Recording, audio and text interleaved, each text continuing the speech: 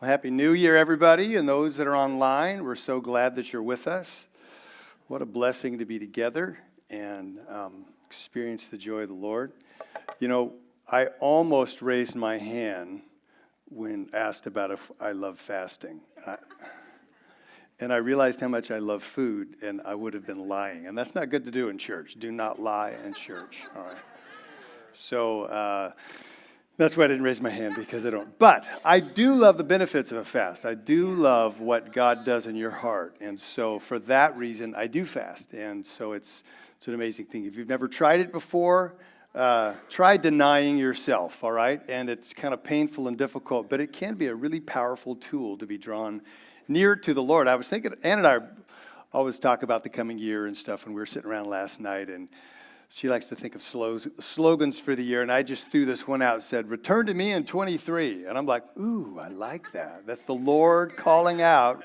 Let's pray for a revival in 23 that he's asking the people of God and those that don't know him to return to him in 23. Well, you have to return to me in 20. You have to say it that way or it doesn't work. Anyway.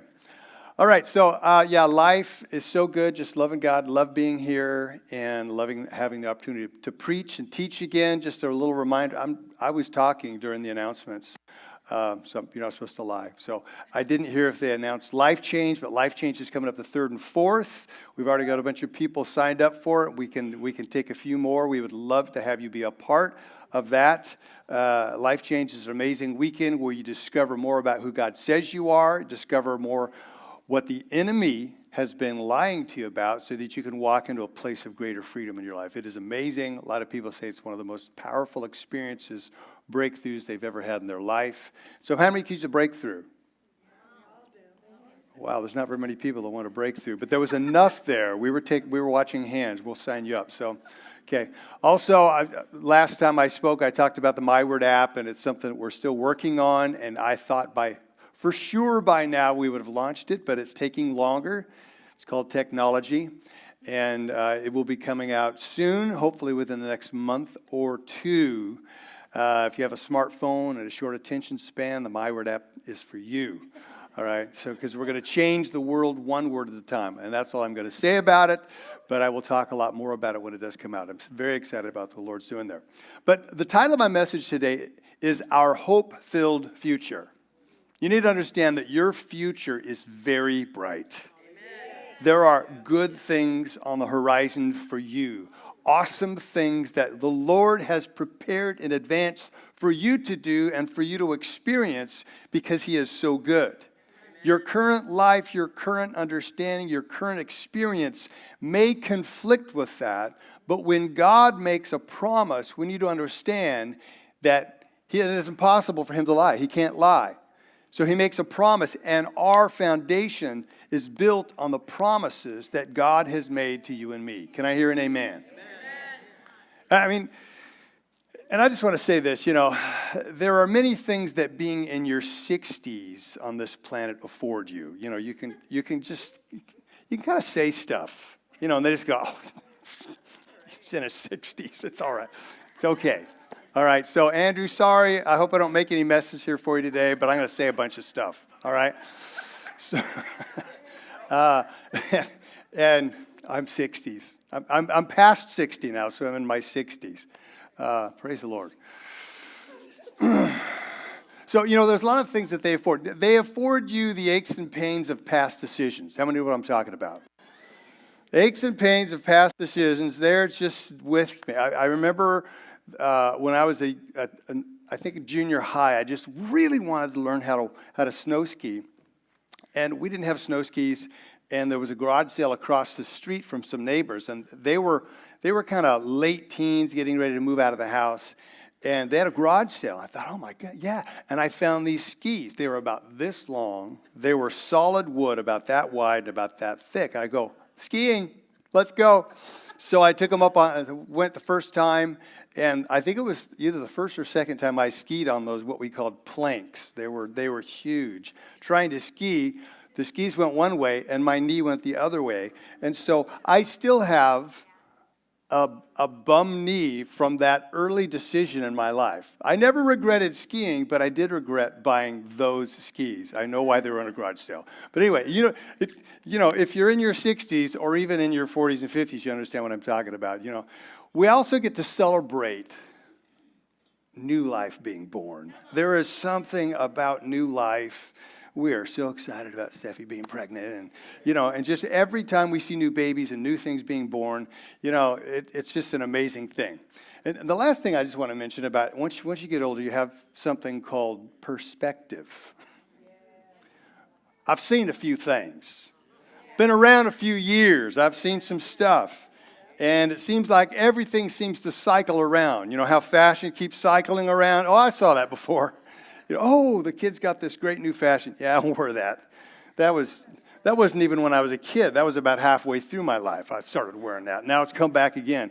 Things like that happen. We've seen a few things. You know what? And in this world right now, there are difficult things going on. I mean, there's just, if you watch the news at all, not even that, just sit in a coffee shop and hear people talk. You're hearing stuff. Things are going on. And, our economy is struggling. Inflation has affected us all. There's war raging in Eastern Europe. There's corruption in our government, like always. Even God, when he tried to create a theocracy on earth, men messed it up too.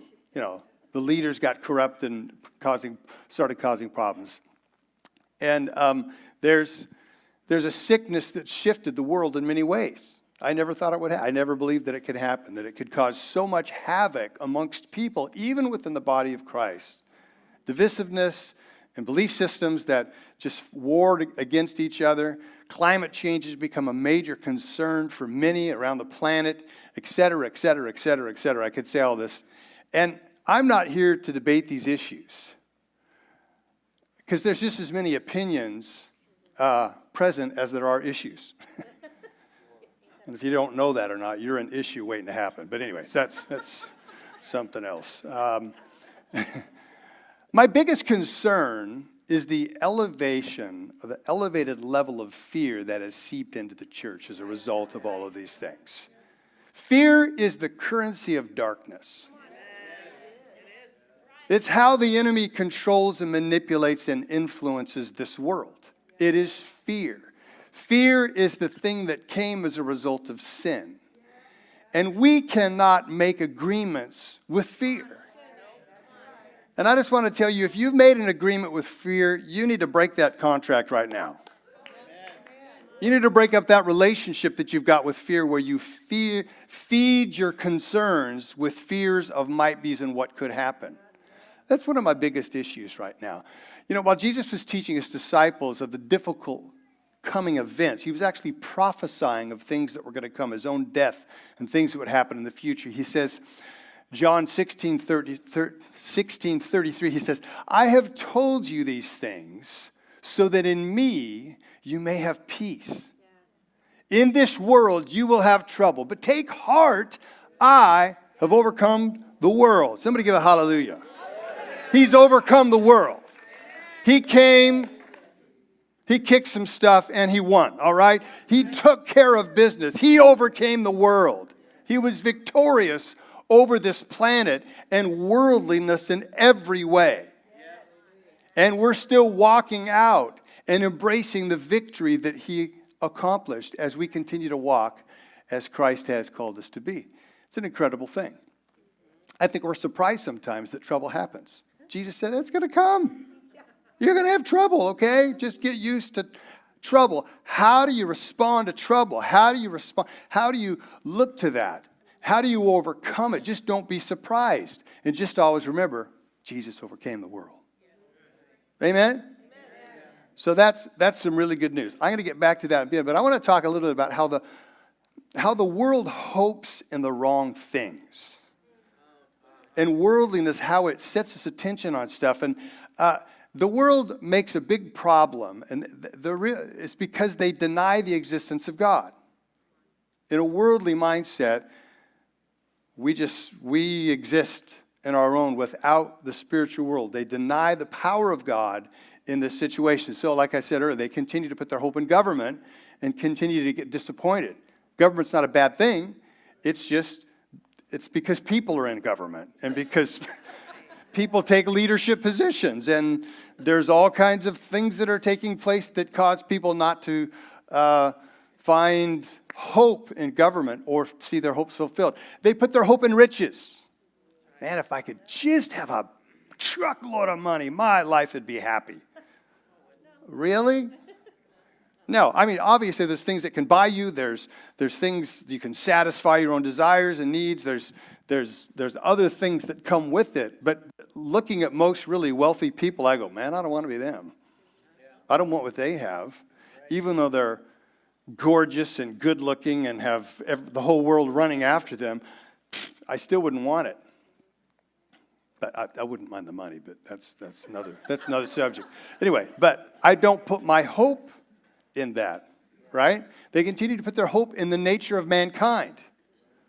If we just have enough counseling, if we just have enough drugs, if we just have enough, good intentions, if we could just get rid of religion and people that think there is a God, if we can get rid of all that stuff, then everything will be great, right? John Lennon was wrong, right? He was wrong. They also continue to put their hope in science and technology. Now, I don't have a problem with science and technology. I think it's wonderful. But when you have your hope in that, you're going to be disappointed. It's going to be a problem for you. So they're perpetually disappointed, and they're putting their trust in the wrong thing.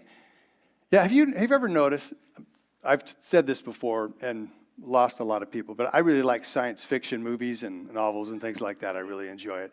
But if you've watched those, I'm not going to ask you to confess your sins. It's not sins. It's not a sin. But most futuristic science fiction movies about the planet are all about a sun-scorched, desolate place because we blow the planet up. We kill most of the people. People are running around in craziness, trying to survive on this dead planet. That's their hope. It's interesting. They're really being honest, displaying the reality of hoping in the wrong things without God in the mix. You take God out of the mix, yes, that is what would happen. But that is not who God is. Our God is so much better. Our God is so much bigger. Our God is so much greater. And the denial of the existence of God is the stupidest thing that smart people can do. And it happens all the time. You can be extremely intelligent and completely clueless to the reality of truth. Right? This world, this earth, is a continual bouquet of miracles on display for people to smell, to see, to experience, to look at. If you look long enough into anything, you're going to see the wonder of God displayed. The miracles of who God is and how he created this world for. It is miraculous. I mean, from the microbiotic looking down to the smallest elements of the earth, down to, invisible creatures that are crawling on your skin right now that you don't know are there, but they're there, to the universe and all its massiveness. Everything in between is all on display of God showing off again. And the dummies of science keep trying to answer questions they are easily answered with the power of God in the mix. Now, I'm not saying all scientists are dummies. I'm not saying that at all. It's just kind of ridiculous to do that. I do think science is wonderful. In fact, I'm kind of on a kick right now because I'm preparing a series of messages for the My Word app on form and function, on intelligent design. And some of these things where I want to send this out to the world where people can hear it and hear little messages, little glimpses of the glory of God in little things. So I'm having fun. I'm kind of reading articles and getting on the internet and looking around at some stuff. And so it's been really fun. But science is a great thing. I am not anti-science at all. But all true science starts with a question. Why? How? Where? What? When? You start asking questions, you're thinking like a scientist who wants to discover. And all science really starts with a hypothesis. And a hypothesis is this. If you define it, look it up, it says it's a supposition or proposed explanation made on the basis of limited evidence as a starting point for further investigation. Isn't that great? You've got a question. Thus, greater investigation is required because I don't have enough physical evidence to prove this idea or question that I'm trying to delve into. You know, hey, I've got an idea. Let's see if I can find evidence to confirm it, how it works. And science goes wrong when unproven ideas are taught as undeniable fact. That's where they go wrong. Some scientists have become so arrogant that you can't even question their theories. And to say, don't question the science is not scientific at all. Because to be scientific is to ask questions. Anyway, so I just believe it's important to not, well, no, I'm not going to jump to that. I'll say something else first. So here's some great scientific questions. Why do bees pollinate plants? I mean, why? I started doing some research on bees. Bees are amazing. What made them so full of longing for flowers and pollen? I mean, they're just like pollen, pollen, pollen, pollen, pollen, pollen, pollen, pollen, pollen. Gotta have pollen, gotta have pollen. Flowers, flowers, pollen, flowers, pollen, flowers. And they just, they on one trip from their hive, they will visit hundreds of flowers. Until they're covered with pollen, pollen, pollen, pollen. Take pollen back, take pollen back. Bees are incredible. Yeah. Did you know there's 20,000 species of bees? Wow. And there is concern that some of the bees are being exterminated. There's pollution coming, and our level of bees are becoming less. And ecologists are very concerned about it. And some ecologists have said if all the bees of the world cease to exist, 70% of our ecological system would just collapse. The sustainability of life on this planet would not cease to exist, but there would be so much death, it would be like a complete annihilation of many people on the planet, just without bees. So we ask the question, where's God in this? Who put the desire for bees to go from flower to flower to get pollen? God did it. Because he loves us. Because he likes flowers. He loves beauty. And he also wants us to eat. It's a great idea. Yeah, it's God's idea. God did it. You know, there are chemical things within the bee. You can research it and figure it all out. But who created that? Who made that happen? If you start with no God, you go, how is this happening? You know, this isn't on my notes, but this is when it gets scary. Why do humans want to have sex? Sex, sex, sex, sex, sex, sex, sex, sex, sex, sex. Who did it? God did it. One of the first commands, be fruitful and multiply. Husbands, you can tell your wives about that later. Anyway, so... Yeah, I'm an old guy, okay? I can just say stuff. All right? I just say things. All right, here's another great scientific question. How fast does the earth spin? You ever done the research on that? I've heard people go, oh, the world's spinning too fast, I need to get off. Well, it spins at 137 miles an hour. No, 1,037. Yeah, 1,037, or some sources say 1,040. And the amazing thing is it never speeds up, it never slows down. It's always the same. That's fast. They say that if it increased by 10 to 20 miles an hour, well, we wouldn't fly off. But what would happen is that the depth of the Earth's oceans would increase around the equator, so much so that it would begin to cover up islands and parts of continents, and it would it would reduce the depth at the polar caps, and it would completely change our weather systems. All kinds of things could happen, huge, massive storms and earthquakes and things could happen just because we started going 10 miles an hour faster. Now, I know everything started with the Big Bang, right? All started with the Big Bang. And to be honest, there is some evidence that something like that happened. Okay, there's some scientific evidence that the universe is continually expanding and going outward. All right, I don't know how it happened, and neither does anybody else because they were not there. But all we can look at is the evidence of it. But how does this planet, that was just the beginning of an explosion, get into such precise timing to make a place where we can live and breathe and have our being? Where we can live generation after generation after generation. And it never speeds up and it never slows down. That's amazing. That is amazing. And so, here's another question. Why does the earth rotate around the sun? Well, it's because we like to be warm. But who made that decision?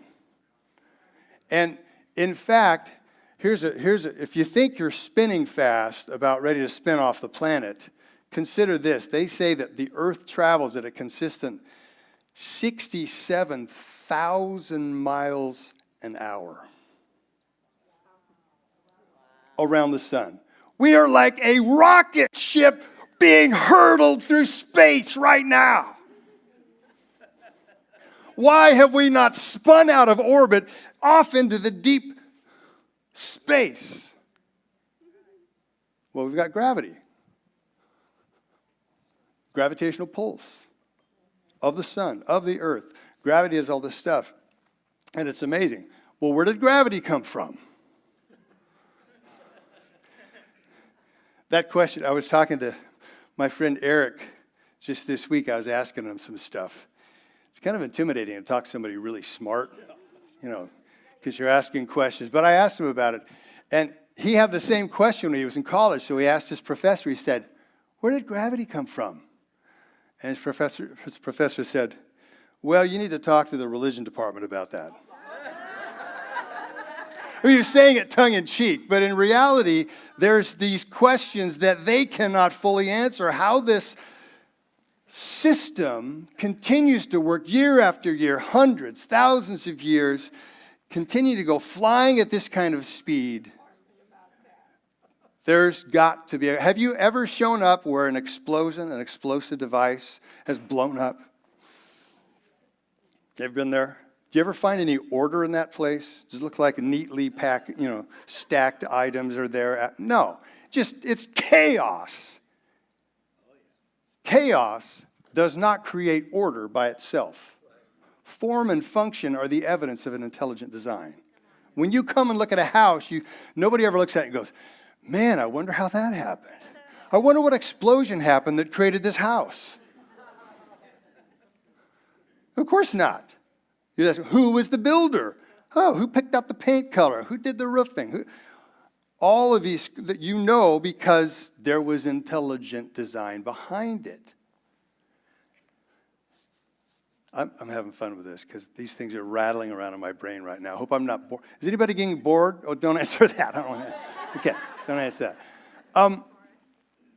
How does the core of the earth stay so hot? Now, clear back at elementary school, back when the dinosaurs were roaming the earth, they told me about this, that there are three main parts of the earth. There is an iron middle, called the core. Then there's the mantle, which is my favorite word. I think it's one of my favorite words in the English language. It is filled with hot magma, all right? Say that with me, magma. Isn't that a great word? It's hot magma. And then there is a crust around the outside where we live. Now that crust is very, very thin by comparison to the rest of it. They say it's about 18 miles thick. About from here to Woodburn. That's how far away you are from magma. all right? That covering of 18 miles, it varies under the ocean in different places, and obviously we've seen that there is hot magma because there are volcanoes that spew out hot magma, right? So we know what's down there. So just for some of you folks that don't understand this, Journey to the Center of the Earth was a fiction. Nobody's actually been there. There's no secret pathway down. You can go a few miles, but you're going to hit some hot magma. And you're going to be, and before you even get there, you're going to die because it's going to get so hot. There have been several attempts to drill down in several places around the world to see how far down, if they could get all the way to the magma. All right? And the one that did the best was the Russians. Leave it to the Russians. Way to go, Russians. You did awesome. If you're Russian, God bless you. They, up in the far north, they built this facility back in the 60s. And in 1965, they started drilling down. For 30 years, they drilled.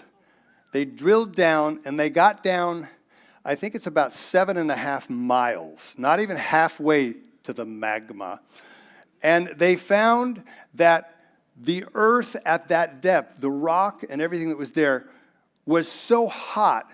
I think they said it was like 265 degrees. It started to act like plastic. And every bit that they used down there would just melt. And so that's as far down as they could get. They could only get to about Brooks, all right? They got to about Brooks. That's as far as they could get. And they stopped. They abandoned it. Since 1995, the facility has been abandoned. There have been other attempts around the world, but they haven't been able to do it. So that's as far down as we've gotten. So they haven't gotten very far. But they say that the core, and this is through scientific speculation and mathematics and all this, and sound waves that they send in there. At the very core, it's 15,000 degrees. The magma at the deepest spot is 4,000 degrees. So it starts to cool as it comes out. So why does the earth stay so hot? So here's the solutions that I've heard said as I was doing some research. Now these aren't all I'm not a scientist. I'm not trying to be a scientist. I'm just reading a few things that scientists say. They say, well, here's the first reason. We have a nice coated blanket. The crust holds in all the heat, and it doesn't dissipate very well. We don't cool down very easy. And they say the Earth has been around for 5.4 billion years. Billion with a B. And so for 5.4 billion years, it hasn't cooled down? How does it keep hot? I don't know about you. If you've ever used a thermos cup, and you put a nice shell or you put some blazing hot coffee in it, if you get an hour of hot stuff, that's good. But for 5.4 billion years, it hasn't cooled, and it just has this perpetual heat going on. Perpetual heat. Well, I'm just running out of time. I need to get into some scriptures here, don't I? So, some of the excuses don't make sense to me. You would think that it would cool over time because it's so hot because of the explosion at the Great Bang that happened 5 billion years ago. So that's how it stayed so hot. The core was hot at that point, and it never cooled down over 5 billion years. Okay. They weren't there. They've not gone down. It's not a confirmed science, really. So, okay, one more question, and this leads me into some other stuff here. Where does petroleum products come from? Dinosaurs, right? That's what we've been taught. We've been taught that dinosaurs. Actually, if you study it now, they don't say dinosaurs, even though there are dinosaurs. They're on the emblems of some petroleum companies because they say it comes from dinosaurs. You mean I got some dinosaur juice in my truck? That's right. Dinosaurs are in there. they don't even say that anymore. It's plankton, algae, plant life, bacteria that 300 to 500 million years ago descended down into the crust. And so that's what's all there. It all came from previous plant life, but it takes 300 million years to turn into petroleum. Okay. Now, I am not opposed to the idea of an ancient earth. I'm not opposed because there's room for that, I think, in the gospel, in the Bible text, that you can see that. So now, okay, I think we should never underestimate the power of a lie believed. When I was a kid, and this is where perspective comes in the late 60s and early 70s, we had what was called an energy crisis. How many were around back then and remember the gas lines? I mean, it was terrible. They were telling us we are running out of fossil fuels. That isn't really fossils, but anyway, we are running out of fossil fuels. And the price has to go up. So I remember going to gas, and it would take an hour to get your tank filled up for an hour. There would be lines at the gas stations that were blocks long. Do you remember?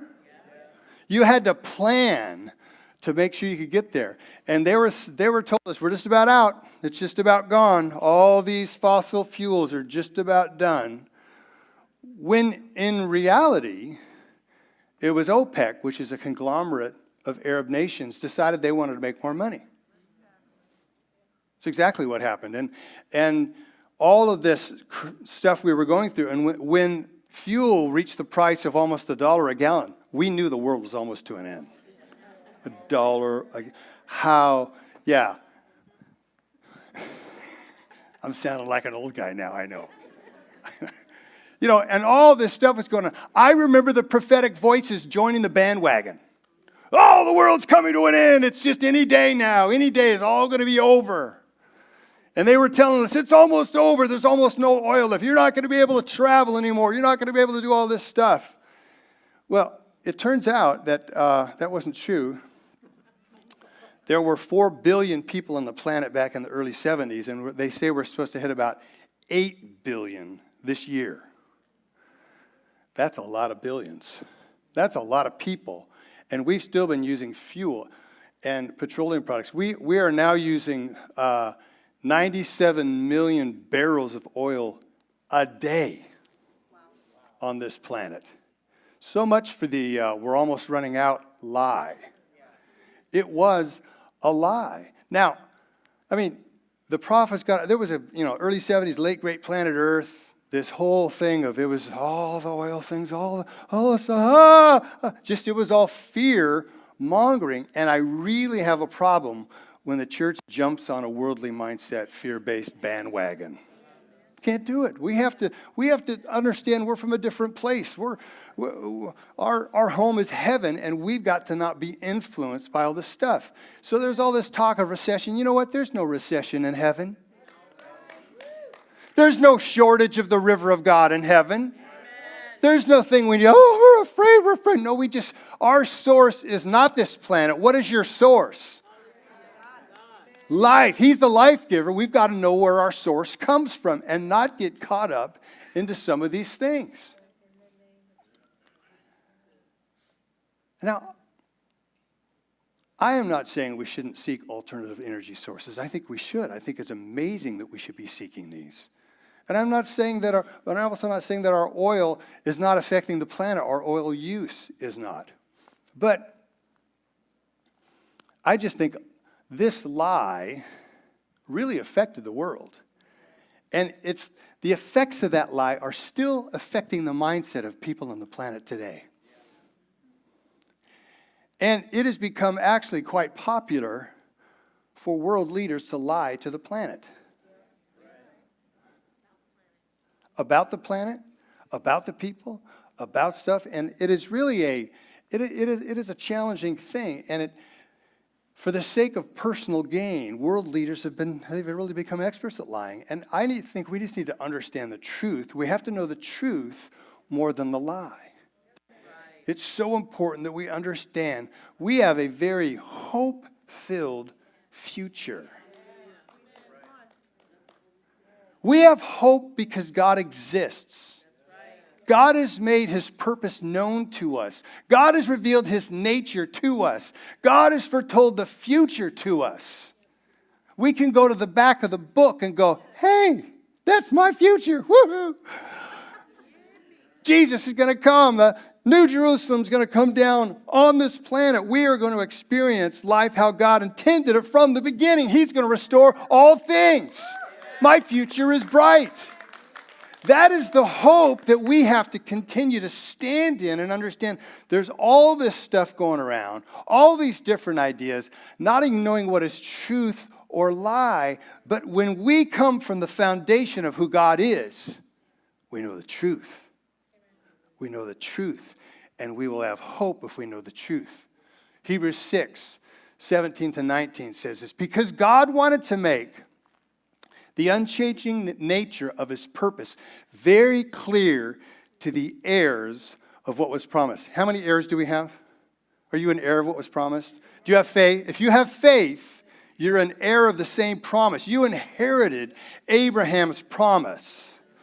The promises of the scriptures are yours. If you don't have any faith, you're not an heir yet. But God wants you to be an heir. There are many incredible promises. So, sorry. Sometimes I read a scripture, I just want to preach in that moment, okay? He confirmed it with an oath. God did this so that by two unchangeable things in which is it impossible for God to lie, we who have fled to take hold of the hope set before us may be greatly encouraged.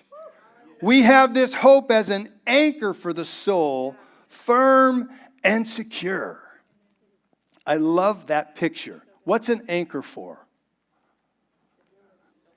If you're on a ship and you're in a difficult situation and there's a storm and stuff going on, and you're afraid you're going to run aground to rocks and an island shore or something, you throw an anchor down to create stability, to hold you fast, to keep you firm, to keep you from wandering and going all over the place you go. The anchor of hope. Hope is your anchor into the heavenly realm.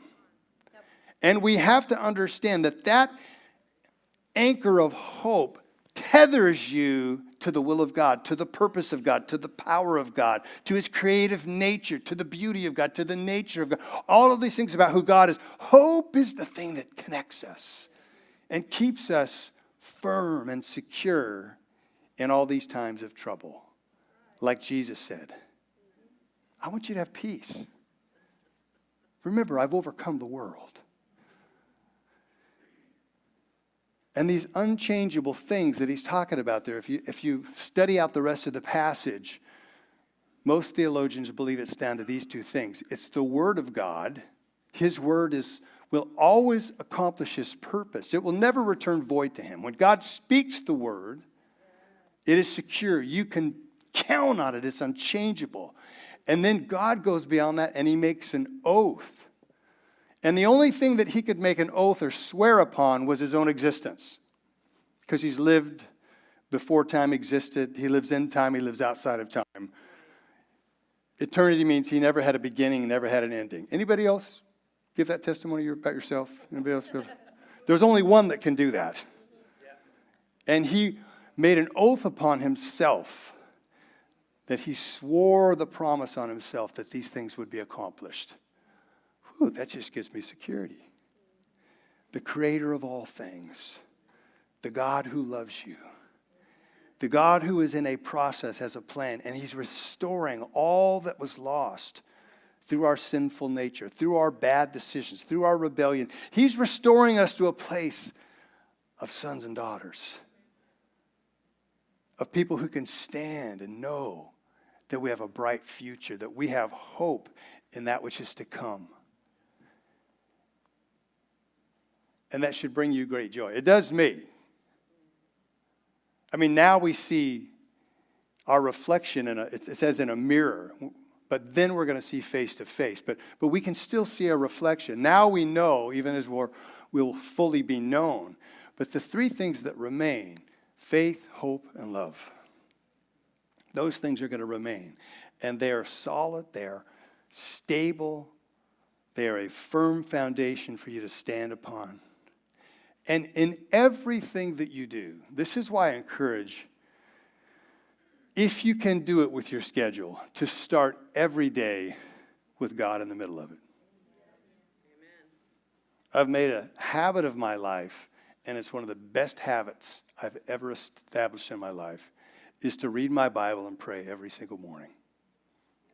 Doesn't have to be a long time, but I open the day up not with, hey, what's going on Instagram? What's my friend saying on Facebook? No, he's first. Let him be first in everything. He is the starting point for all truth. There's a limitless supply. There's unlimited potential. I'm telling you, he is a river of life. He is an all-consuming fire. There are some things about our creation that we just can't understand. Nobody's going to go down to the core and do an investigation, take a sample. Is that really iron down there? I don't know. Nobody's going to make it there, okay? Because we can't. But God understands that our planet somehow needs a hot core for us to have life. Don't know why. I got a whole bunch of other hypotheses, but I'm not going to share those all with you today. I had a big one, but I'm going to just keep that one in my pocket. Okay, real quick. I was just going to see if there was a response, and you did respond. So I don't. I was going to say I live to please, but I don't. But I will. Here's a hypothesis. What if the chemical composition of the earth and its core is so created and hot so that chemical compounds work their way out to the surface? And that the crust that we're on, it is a perpetual supply of petroleum products come from the center of the earth, which God has established. So this unrenewable energy that we keep hearing about, maybe it's perpetually renewable. I have no evidence. I haven't been down there. And most scientists would disagree with me, but there's a lot of it is still in the level of hypothesis nature. There's a lot of it's that fact, things that they can do. But if it takes 300 to 500 million years to make some oil, it'd be kind of cool if there was more made, but it's just a hypothesis. Maybe we'll have some scientific study or somebody that figures out how to have a traveling ship that could go down to where it's 15,000 degrees Fahrenheit and survive. Doubtful. Anyway, thanks for letting me talk. And my greatest hope is that you receive hope in something so much greater than yourself. If all you have is what you look in the mirror every morning, you're in trouble. You need a higher source, a higher call. And it's not just a source, a entity.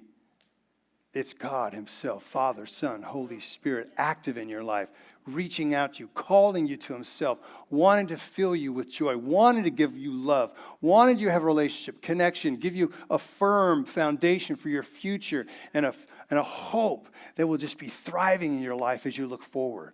I challenge you to lift your eyes up. The Lord told me to give you a hope-filled message because that means there's some people who are losing some hope. They're looking in the wrong direction for hope. God wants you to look to him. Look to the hills from where your help comes from the Lord himself. He is your hope giver. He is your life giver. He is your source. Don't look at your bank account as your source. Don't look at your car as your source. Don't look at your nest egg as your source.